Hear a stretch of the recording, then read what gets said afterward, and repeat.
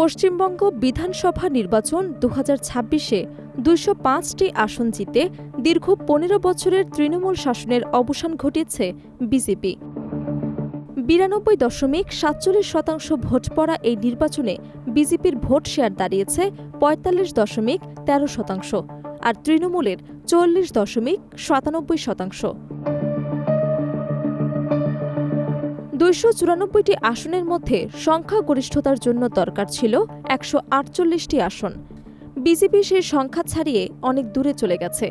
অন্যদিকে তৃণমূল পেয়েছে মাত্র ৮২টি আসন, যেখানে ২০২১ সালে তারা পেয়েছিল ২১৫টি। সেবার বিজেপি পেয়েছিল মাত্র ৭৭টি। ৫ বছরের ব্যবধানে দুই দলের অবস্থান সম্পূর্ণ উল্টে গেছে। সবচেয়ে নজরকাড়া লড়াই ছিল ভবানীপুরে। মমতা বন্দ্যোপাধ্যায়ের নিজের খাস তালুকাকে তাকে ১৫,১০৫ ভোটের ব্যবধানে হারিয়েছেন বিজেপির শুভেন্দু অধিকারী। এর আগে ২০২১ সালে নন্দীগ্রামেও মমতাকে পরাজিত করেছিলেন তিনি।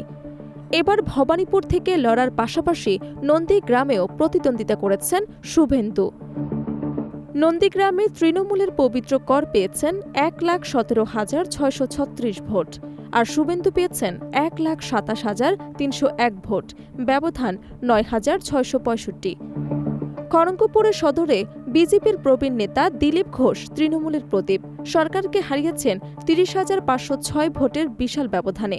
দিলীপ ঘোষ পেয়েছেন ৮৯,৮৮৫ ভোট, প্রদীপ সরকার পেয়েছেন ৫৯,৩৭৯ ভোট।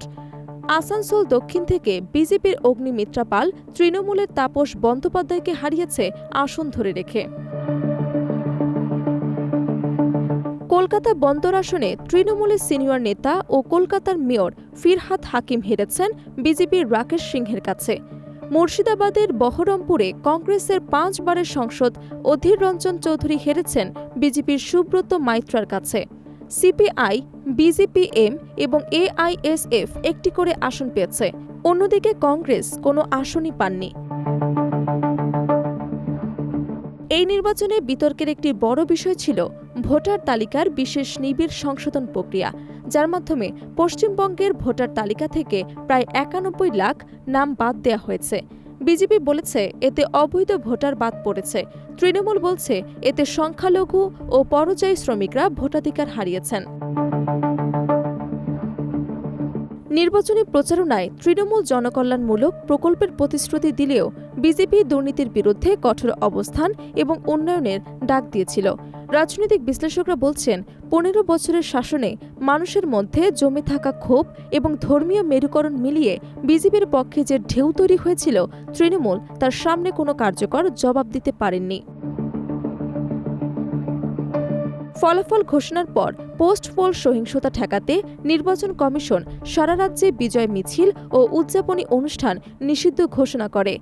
২০১১ সালে বাম শাসনের অবসান ঘটিয়ে তৃণমূল যেভাবে ক্ষমতায় এসেছিল, ঠিক সেইভাবে এবার তৃণমূলকে সরিয়ে পশ্চিমবঙ্গের রাজনীতিতে এক নতুন অধ্যায়ের সূচনা করল বিজেপি।